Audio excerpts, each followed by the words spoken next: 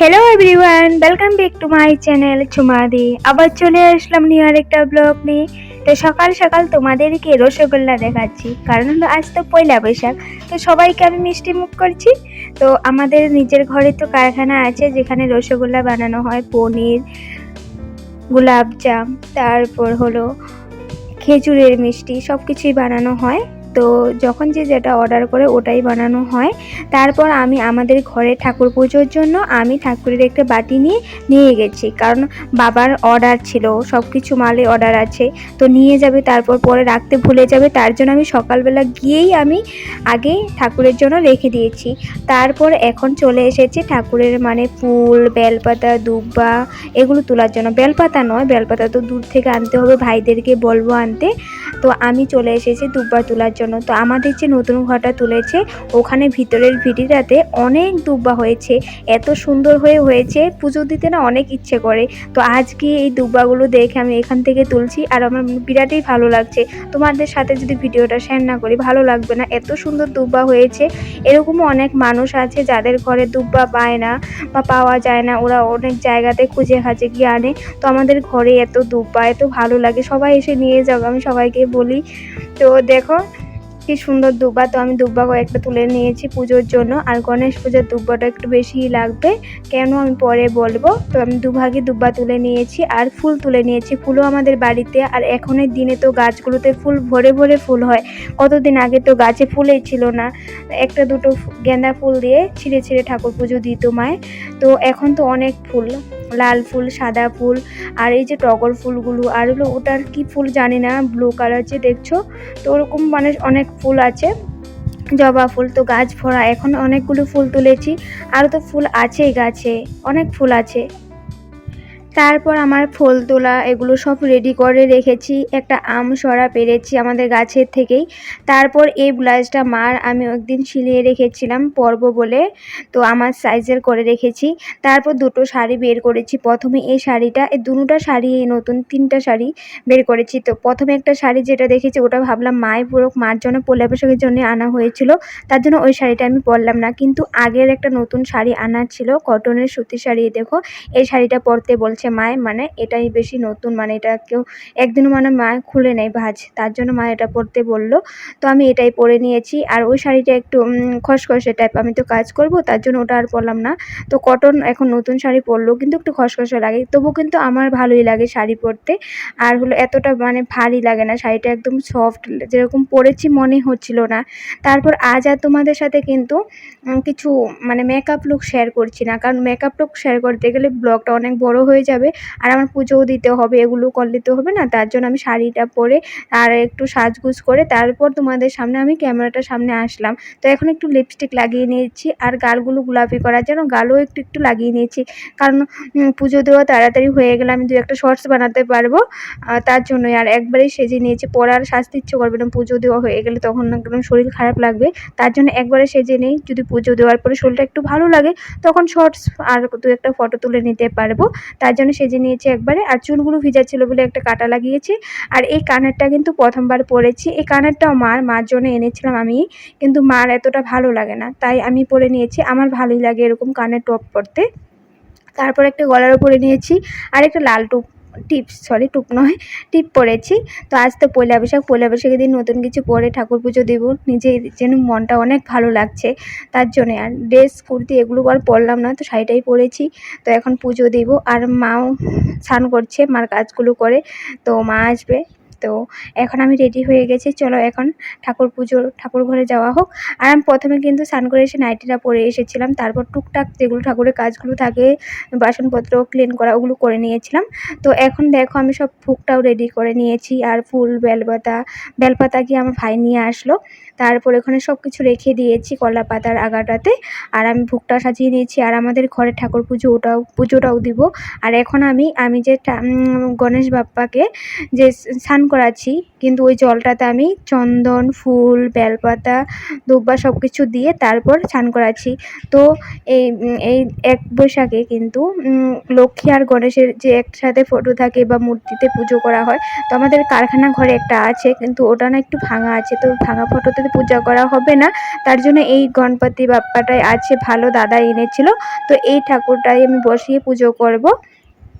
তো বেশি কিছুই করছি না, তো অল্প স্বল্পই তোমাদের সাথে যেটুকু পারি, আমি যেটুকু নিয়ম জানি ওই নিয়মে আমি পুজোটা করব।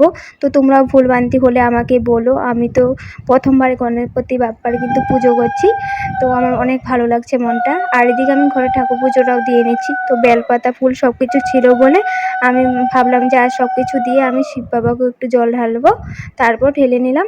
তো তারপর পুজোটাও দিয়ে নিব, তারপর আমার গণপতি বাপ্পার পুজোটাও করব।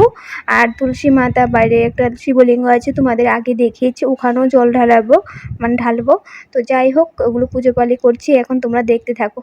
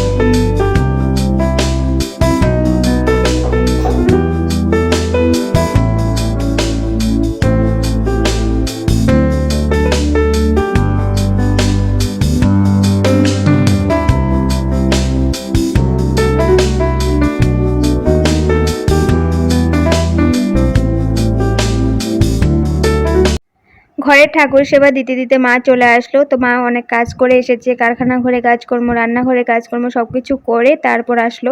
তো মাকে বলেছি নতুন শাড়িটা পরো আর একটু আলতা পরে আসো, আজ পয়লা বৈশাখের দিন। তারপর এগুলো করছিল মায়। তো আমি এসে গেছি, এখন গণেশ বাবার পূজাটা করব। তো দেখি, তোমাদের সাথে সব কিছু অল্প স্বল্প করে শেয়ার করেছি, আর অনেক জায়গা আমি একটু একটু করে স্প্লিট করে দিয়েছি, তোমরা বুঝে নিও, কারণ ব্লগটা অনেক বড় হয়ে যাবে, আপলোড হতে অনেক সময় লাগে বেশি বড় ব্লগ হলে। তার জন্য আমি মানে একটু ছোট করে ব্লগটা এডিট করছি, আর অনেক জায়গায় স্কিপও করে দিয়েছি, তোমরা বুঝে নিও।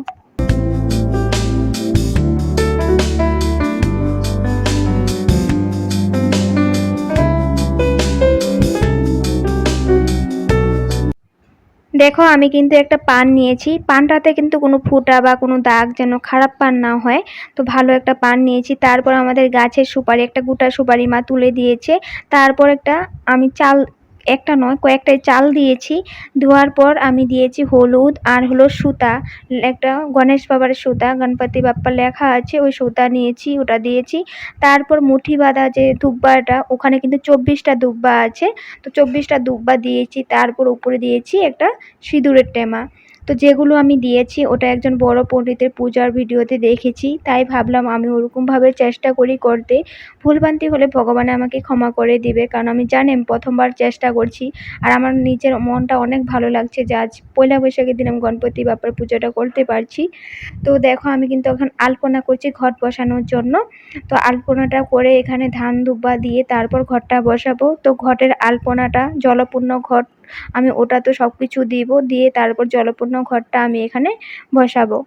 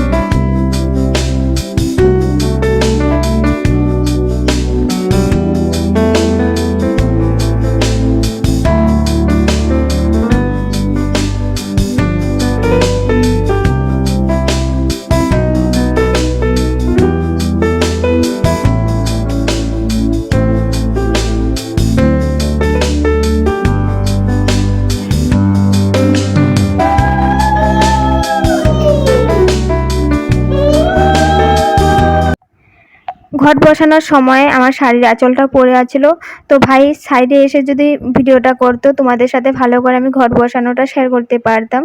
তো যাই হোক ঘরটা বসিয়ে নিয়েছি। তো অনেক সময় না বুঝে না কীরকমভাবে ভিডিওটা করলে একটু ভালো লাগবে, তো সবসময় তো ওই করে দেয়। আজ ওই ভিডিওটা করে দিয়েছে বলে আমি তোমাদের সাথে শেয়ার করতে পেরেছি, না হয়তো আমি মোবাইলটা স্ট্যান্ডে রেখে দিতাম, তারপর গিয়ে পুজো করতাম, তখন আর তোমাদের সাথে এরকম সামনে থেকে আর শেয়ার করা হতো না। কারণ স্ট্যান্ডে থাকলে না ভালো করে ভিডিও করা হয় না, একভাবেই থাকে। তো কেউ হাতে থাকলে ভিডিওটা নিজে বুঝে বুঝে করতে পারে। তো ছোট মানুষ তো অনেক জায়গা বুঝে না, তো করে নেয়। তো তবু ওই আছে বলে আমি তোমাদের সাথে শেয়ার করতে পেরেছি, এটা আমি কোনোদিনও ভুলবো না কিন্তু।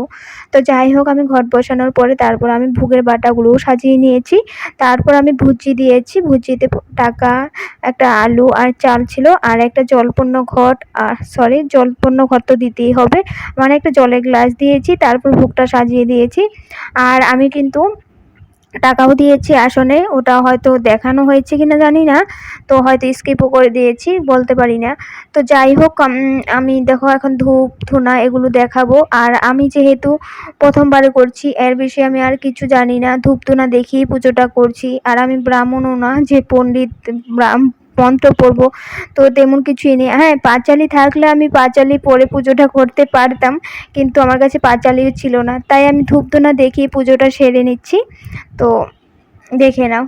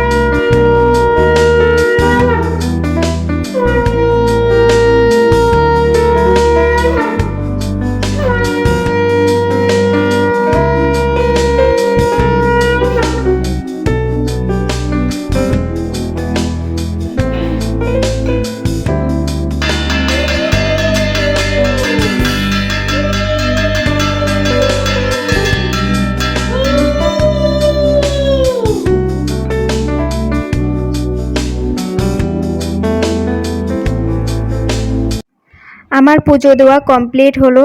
তো মাকে বলছি, মা তুমিও পুজো দিয়ে নাও, তুমিও ফুল বেলপাতা এগুলো দিয়ে ধূপধুনা দেখিয়ে দাও।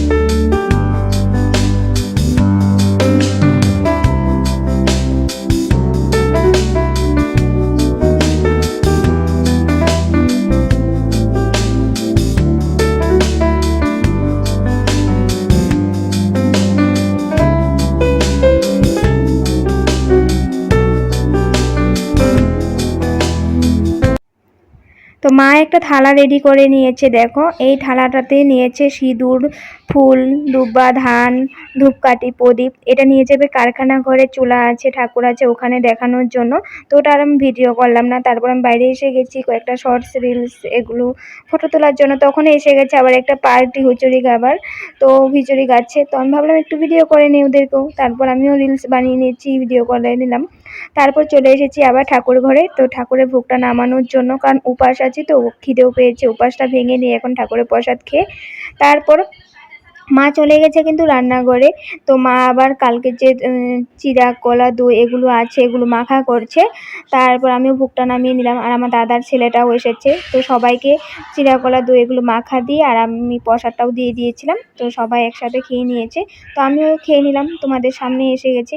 তারপর খেতে খেতে ড্রেস চেঞ্জ করতে করতে আবার একটা হুঁচড়ি পার্টি আসলো। তো এটা হলো আমাদের পাড়ারই। তো আমার কাকার ছেলেটাও আছে, ওই যে ছোট্ট যেটা মাথা একদম করতাল বাজিয়ে যাচ্ছে, একদম ছোটোটা যেটা, এটা আমার কাকার ছেলে। আর ওরা হলো আমার দাদা, ভাই, বোন, সব পাড়ার এগুলো প্রতিবেশী। তো সবাই গান করছে, আর ওরা এত ঘুরছে, এত স্পিড, আমি ওকে বলছি এত স্পিডে ঘুরলে মাথা ঘুরে পড়ে যাবি।